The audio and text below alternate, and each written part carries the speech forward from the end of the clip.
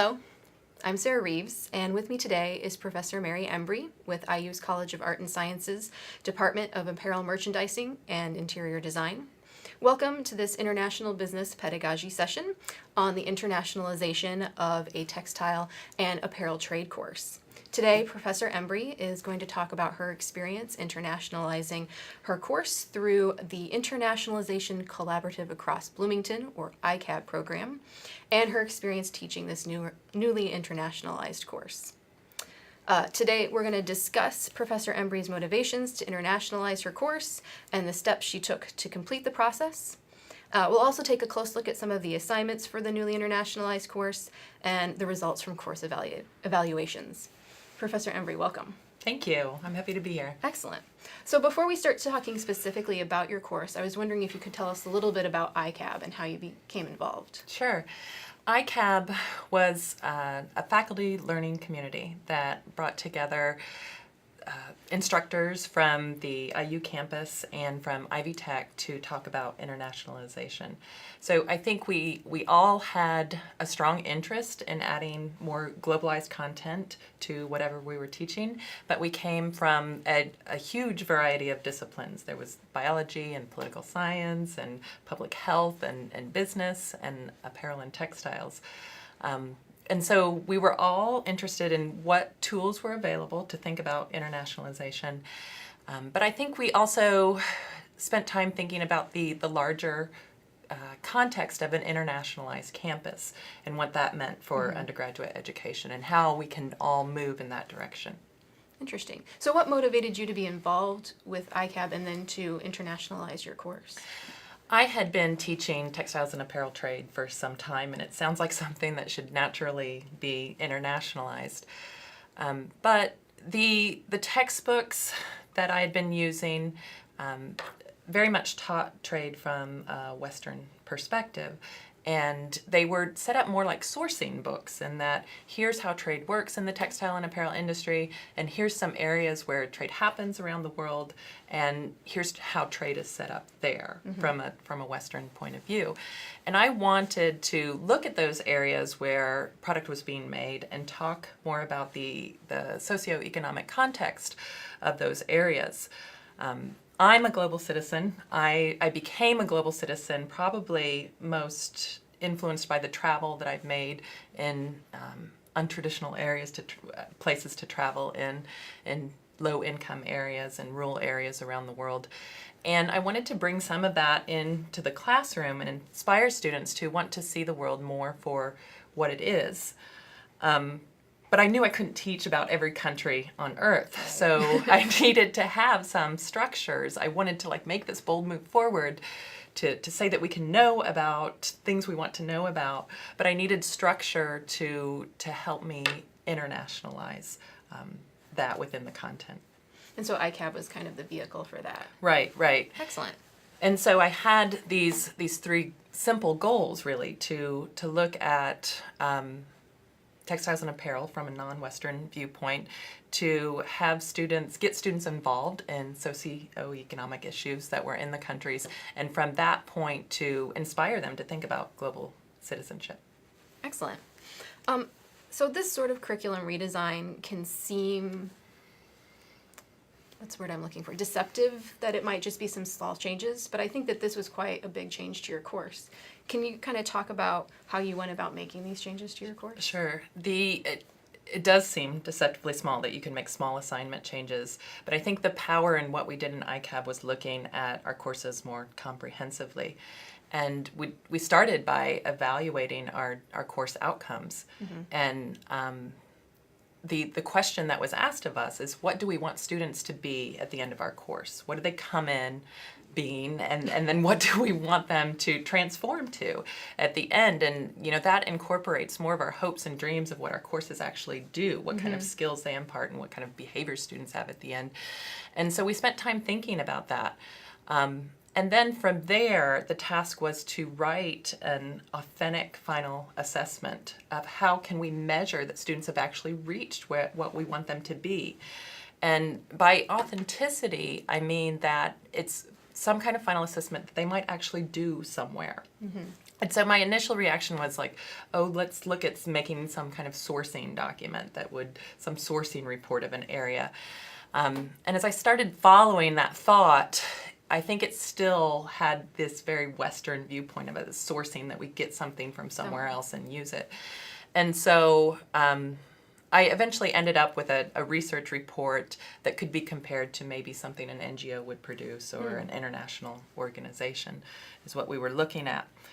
So in writing that final assessment, you have to start to think about, okay, what things do I need to teach for them to be able to do this report? What do they need to know to do this report?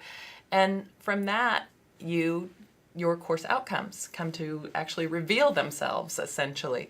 And then from those course outcomes, you can work in, are these assignments really pointing to these course outcomes? Are these readings really pointing to this? And more methodically go through your course. And so I think that was the initial first year instrumental changes in the course, is that I moved from course outcomes that were very much centered around let's do critical thinking in kind of a vague way, to course outcomes that really pointed to what we were talking about, what the critical thinking was applied to, and then how students would be assessed in the course. Do you feel like the new outcomes were dramatically different from the old ones? Not dramatically different, just had much more clarity to them. So they combined critical thinking and course content at the same time. So I just think they were better articulated and left room for internationalization, for thought and assessment on internationalization. And moving forward from these course outcomes, you also had different pedagogical structures that you were using when you were developing the assignments. Can you talk a little bit about those? Sure. There were, I think, 3 essential kind of structures to the course that empowered these outcomes, these internationalized outcomes. The first one was information literacy. The idea that I had to make it a point of the course to have students to go out and find issues and bring them into the course and work with them in the course. Because I can't know about every country and I can't teach about every country. So they had to bring content in to work with. And so they had to be information literate about international trade. My favorite new structure was contextual interviews, where students had to talk to somebody that actually lived in the country that they were researching. And then the third, I think, instrumental change was to have students be more reflective on course content and to write about course content in a reflective way, to take topics and look at them from 2 points of view. So I could assess that we were using internationalized thoughts within the course. And then finally, to show examples also throughout the course of global citizenship. I think in the past, students have found the way I talk to be kind of globally aware, but that was only one example. So I was more intentional about having readings from people who think about global issues, peers, people their age that act on global issues but live in the United States and perform those actions and become engaged. So I think that added to connecting internationalization to actions that they take. Interesting. Maybe we can talk a little bit more specifically about each of those pieces that you just described. So for the information literacy, you needed the students to have these tools that you were talking about to kind of move forward with the rest of the course. So what were your goals for the students when you were giving them these tools? The goals were that they would become information literate in textile and apparel trade, that they would be adept at finding resources, that they would be adept at using citations correctly, finding good sources, and that they would know how to translate primary data to make decisions or to draw conclusions or to form opinions. Any of those functions I would have been happy with. And so we were looking at information literacy as an important tool, not only within the class to get to the final assessment, But also, global trade changes constantly, and it's hard to keep abreast of everything that's going on and how everybody's thinking about it. And so knowing good sources to go for global information is something that they can take out into the world. And so it empowers them to be sophisticated learners. And so these are really useful tools, but it might be tricky to integrate teaching these tools into all of the other content that you were wanting to cover during this semester. So how did you weave this information literacy in with the rest of your content in the curriculum? I think that was probably a scary part for me is thinking, oh, I have to teach them how to research and I have to. But it hasn't been scary, and actually it's been vital and made the information more rich as I teach it, because they become more and more interested throughout the course in applying it. We start in week 3 putting together a bibliography on information about their country. And their week 3 information does not directly correlate with week 16's information and bibliographies. But we can start practicing in the beginning these skills that we want to see. I think also very important in this process was for me to go to an area librarian and say, this was my intention, this is my intention during the course, can you help me walk the students through this? And not to have the librarian come once and tell them how to use the library, but she helped me strategically assess the students as to their weaknesses in information literacy. You know, Nice. Do they not know where sources are? Do they not? Are they unable to cite? Do they not know what peer-reviewed mean? These kinds of things. And every class has been different. And so we look for those weaknesses, and then we come up with simple assignments that can be done, in an hour to strengthen those skills. And so we're working with those skills, but also working with to draw out issues about the countries that they're looking into. I have a list of 20 countries that they pick from, and so from the beginning, from day 2 of class, they're assigned a country or pick a country out of that list and start applying information literacy as well as class content. And does that librarian kind of serve as a resource to them throughout the semester then? Yes, That's which helpful. is exciting. Yeah. Yes.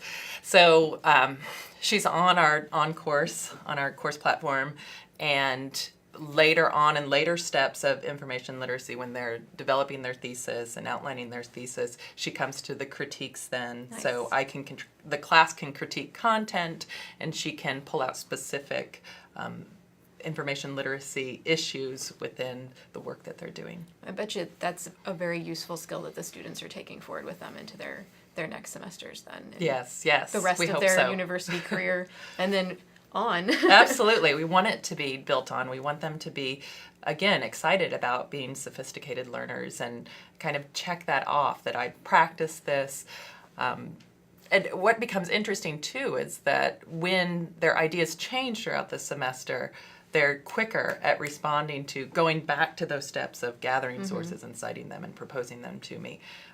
So they are empowered to change their reasoning during the course or the things that they're interested in, because they know they will be faster at going back and doing those earlier steps. So. And you have some feedback from the initial courses on how this affected the students.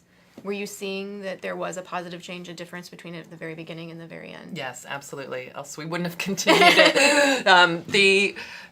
I think it becomes more dramatic semester to semester as I become more comfortable with where exactly we're going and what behaviors I'd like to see from the students. But the assessments do show they're more comfortable with using online sources, and they're more comfortable with their research capabilities. Excellent. So the next piece that you talked about were these contextual interviews, which you said were your favorite. So this was an assignment where they were interviewing someone who lived in their country that they were working on. Can you tell us more about this assignment?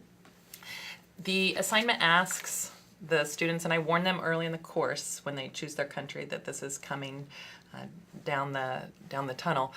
They need to pick someone who has lived in their country for 6 months at least, preferably somebody that perhaps grew up in the country and has spent some time there.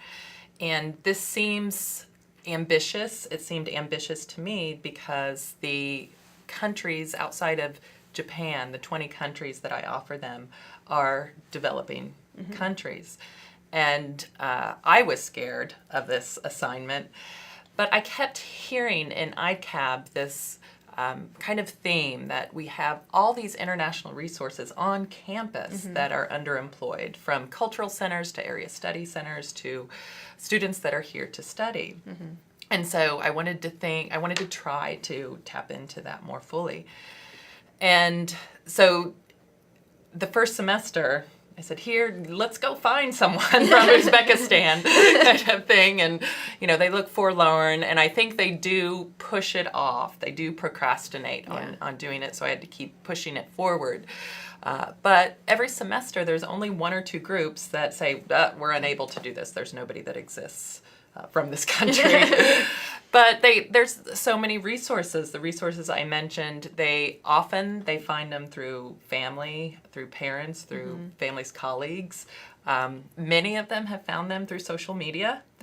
And they're even scared of that. And I'll just say, put a plug on Facebook. You have your 1,000 friends, and maybe something will turn up. And often, somebody knows somebody from Guatemala. There you go. So once they find someone, they are tasked with sitting down and asking them questions about their culture. The idea was to bring in these socioeconomic issues, because with no background, it's hard to just use the general media to find those things. How do you find contextual information? And I can give kind of plugs and pushes in certain directions. But I've found that doing these interviews provide kind of open up to issues I hadn't even thought about within countries. And you were saying that you were a little frightened of this assignment. Were the students also kind of hesitant to want to interview someone from another country? Yeah, I don't think they're the most comfortable with this assignment at all, but that's kind of the point too. They, like I say, they procrastinate. I find that at the end they are turning in a transcript of the interview and have to do a reflection of what the interview said to them and what contradictions they found between their previous research and the interview.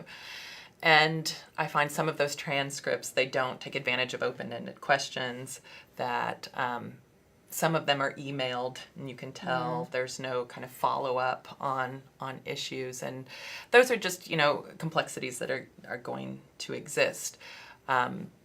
We spend time beforehand in class talking about what are good questions to ask that reveal things, and come up with a list of questions, proposed questions. And then they have to work on coming up with contextual questions that apply to issues that they have researched within the country. And so I approve a long list of questions. And there's such a difference in results that that's kind of the fun of it. Because they are discussed in class. You have students that are like, I really didn't get anything out of this, kind of thing. But there's so many students that are like, guess what I found out, and we need to talk about this, kind of reactions. And so that's what's good about the interviews. And afterwards, I hear a lot of, we should have done this sooner, because I would have, found kind of the things I wanted to look into sooner.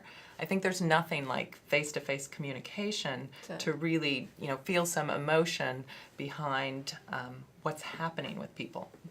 And then you were testing to see if the students were able to see things from others' perspectives, having done these sort of interviews. Were you seeing that the interview really increased their ability to see from others' perspectives? I think so. Assessments say that they feel the improved capacity to do that. And I see it during the process where they bring in issues from the interviews. We had a student group talk to somebody who had lived in rural Guatemala for 6 months, who told the group that the community she was staying in actively works against any infrastructure being built in the community. They don't want roads. And the reason they don't want roads, they said, was because they didn't want drugs coming into the community. So roads equaled drugs for them. And it was kind of this simple, we don't want to be modernized because drugs come with modernization. And so the student brought this to class and said, you're just talking about infrastructure being good, positive, and the benefits of it. Why would a community decide to see something this way? And so it led them down the path of, well, what are the issues with drugs in Guatemala, and how are those issues seen differently in Guatemala than they are in the United States? Which becomes, I couldn't come up with that Right. in and of myself. And they could go back actually to this person and say, well, I've been thinking about this, and what do you think about the things I'm thinking? And so this seems to happen every semester. We had the same thing happen with a group that was looking into Kenya, and they were having a really hard time latching on to a topic. They were creative students. They didn't want to look into economic issues, especially everything I was kind of feeding them. And they talked to somebody who was really engaged in the process of forming a Kenyan constitution. And they, brought that to class once again and said, it's the people that are writing this constitution. This is not a government. This is a function of the people. And started to recontextualize the whole political history of Kenya based on this. And so it brings some excitement. It helps me teach. It helps students be inspired. And so I think it's been one of the more powerful things that has resulted from looking at internationalization in the course. Interesting.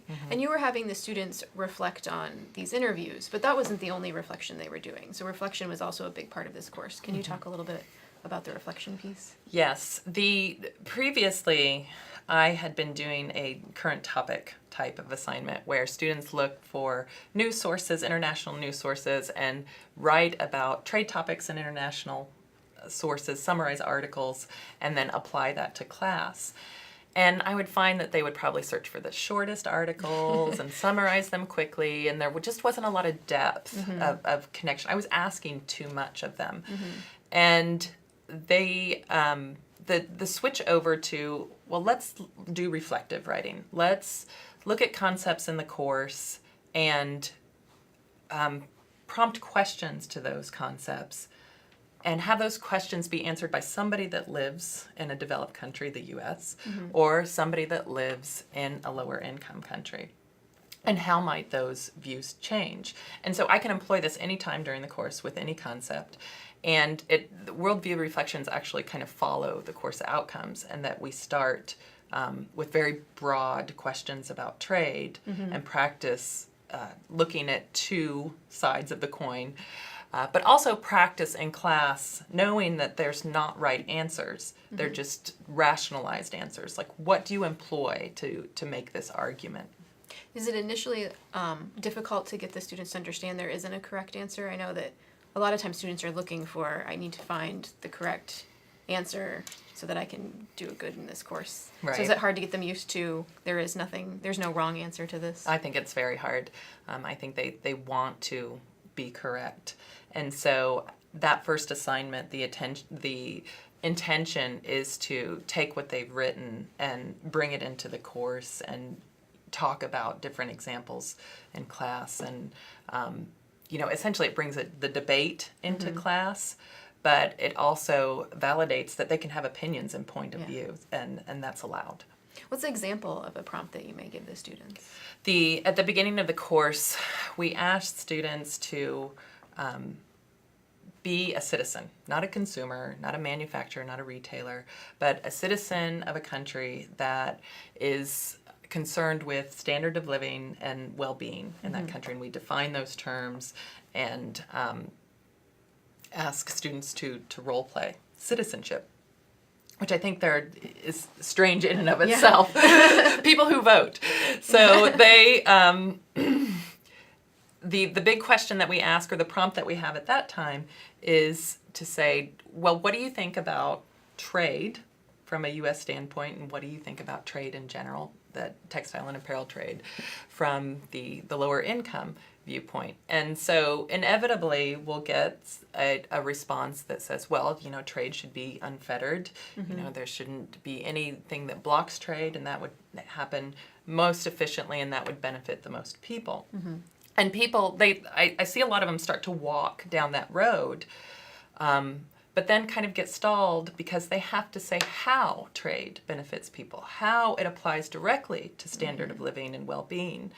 And some can do that, and I think it's some that have already thought about world issues are able to draw in some rationalizations of that. But then some get tripped up and start to say, well, maybe trade isn't directly benefiting me as a citizen. And how do I think about that? And so I think even those broad questions, you can pick things you want to talk about, and it will bring a range of views into the classroom. So we'll have people that say trade does really impact people, and this is how. It provides women empowerment, it provides jobs and all of these things. And some will say, well, who's trade? Who's benefiting? Who's getting the money kind of thing. Are you frequently kind of surprised by some of the things that students come up with because it's such a free environment, anything could happen when they're reflecting on these sort of things? Yes, I am. And again, that's the fun and kind of the chaos of it is that they can bring in anything from the start based on conversations that we've had, but it helps them also become more disciplined thinkers. Does this argument work? Because I will see arguments that don't work. And mostly it's the fault or the fallacy of not providing enough information. But the point is to work on that. What's the impact that you're seeing on students from this kind of reflection? What's great about this assignment especially is that I understand that they're following concepts, that it's this kind of quick in the moment check-in, that they understand what I'm talking about, that they're using what I talk about, but they get the value of looking at things from multiple viewpoints, of being someone who has opinions. And so assessments are showing that they do improve their ability to see something from multiple viewpoints. At the same time, I get to check off my list that we are moving in the right direction, or that we need to stop and discuss this maybe another class period. And so all of this kind of builds up to this final project, this thesis development. Can you talk a little bit about what that is at the end that they're working on? The research paper is to look at the socioeconomic impact of trade, and so the information literacy has built up to them defining a thesis, something to write about within a country. And I think one of the most critical moments of thesis development is near the end of the course, where they have to talk about their thesis in front of their peers, and we all get to critique it, like an art critique where we say, well, have you thought about this, or what is that thesis really saying? So the first question is here's my thesis. Well, okay, so what are they writing about? You ask the audience, what do you think this paper is about? And so we pick it down that way, and they outline the thesis, and the outline includes in the subtopics the references they are going to use for that. And so I think the point of working towards this thesis development is to encourage as much conversation as possible, to get them to be experts in their area because they brought the topic into the class. And so to work with the topic, they have to continue to bring information in the class. And I think by that point, we've worked with trade topics so much that if they find a topic that has implications for textiles and apparel but doesn't say anything about textiles and apparel in the thesis statements, by that time I'm okay with it, because they are working with the same kind of broad concepts, and they are thinking about the impact of trade on people in some ways. And this kind of all brings it into one of your motivations to internationalize this course in the first place, which was to explore global citizenship. And I feel like that came up frequently throughout the different assignments that you were giving. What sort of changes did you see in your students as a result of this new curriculum and their global citizenship and how they think about it? Yeah.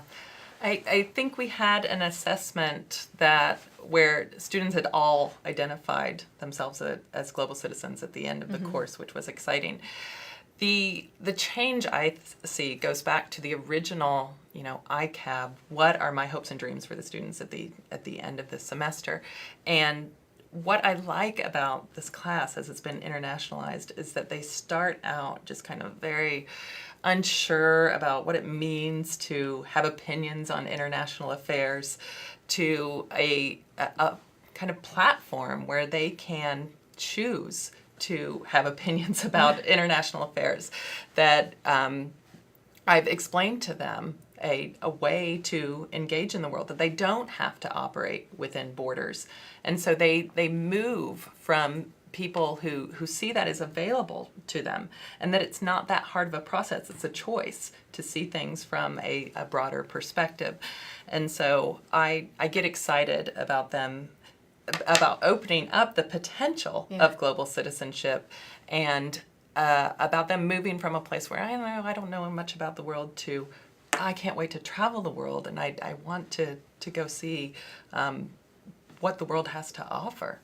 And how many semesters have you done the newly internationalized course? 3. I've done it 3. So you're gonna soon kind of get to the opportunity to maybe see what's happening with those students as they're graduating, and Absolutely. maybe they're moving forward Absolutely. into the global world. Right. I do get a couple that say, gosh, I wish this would have happened earlier in my undergraduate education. Mm-hmm.